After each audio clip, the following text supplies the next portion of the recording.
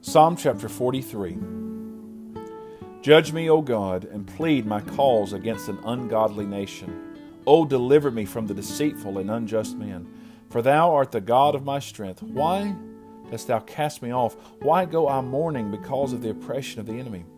O send out thy light and thy truth. Let them lead me. Let them bring me unto thy holy hill and to thy tabernacles. Then will I go unto the altar of God, unto God my exceeding joy. Yea, upon the harp will I praise thee, O God, my God. Why art thou cast down, O my soul, and why art thou disquieted within me? Hope in God, for I shall yet praise him, who is the health of my countenance and my God. Psalm chapter 44. We have heard with our ears, O God, our fathers have told us what work thou didst in their days, in the times of old, how thou didst drive out the heathen with thy hand, and plantest them, how thou didst afflict the people and cast them out.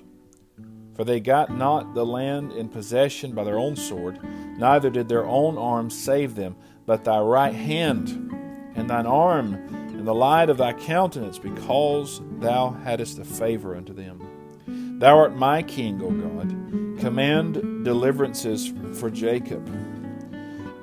Through thee will we push down our enemies.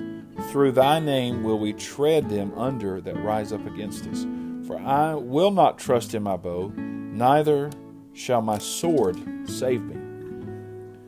But thou hast saved us from our enemies, and hast put them to shame that hated us.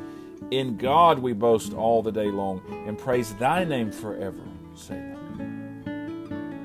But thou hast cast off and put us to shame, and goest not forth with our armies. Thou makest us to turn back from the enemy, and they which hate us spoil for themselves. Thou hast given us like sheep appointed for meat, and hast scattered us among the heathen. Thou sellest thy people for naught, and dost not increase thy wealth by their price. Thou makest us a reproach to our neighbors, a scorn and a derision to them that are round about us. Thou makest us a byword among the heathen, a shaking of the head among the people. My confusion is continually before me, and the shame of my face hath covered me. For the voice of him that reproacheth and blasphemeth, by reason of the enemy and avenger.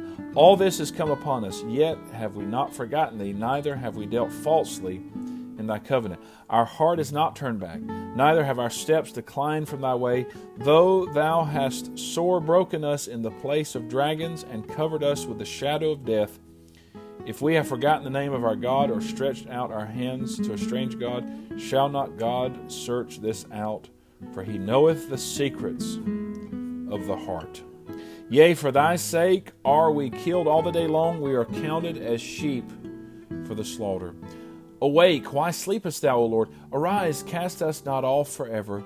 Wherefore hidest thou thy face, and forgettest our affliction and our oppression? For our soul is bowed down to the dust, our belly cleaveth unto the earth. Arise for our help, and redeem us for thy mercy's sake. Psalm chapter 45.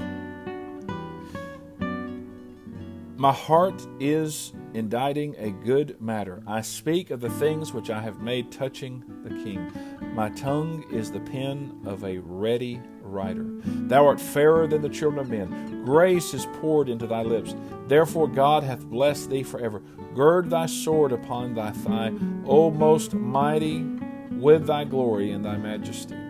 And in thy majesty ride prosperously, because of truth and meekness and righteousness. And thy right hand shall teach thee terrible things. Thine arrows are sharp in the heart of the king's enemies, whereby the people fall unto thee. Thy throne, O God, is forever and ever. The scepter of thy kingdom is a right scepter. Thou lovest righteousness and hatest wickedness. Therefore God thy God hath anointed thee with the oil of gladness above thy fellows.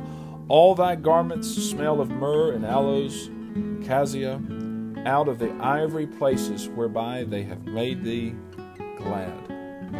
King's daughters were among thy honorable women. Upon thy right hand did stand the queen in gold of Ophir.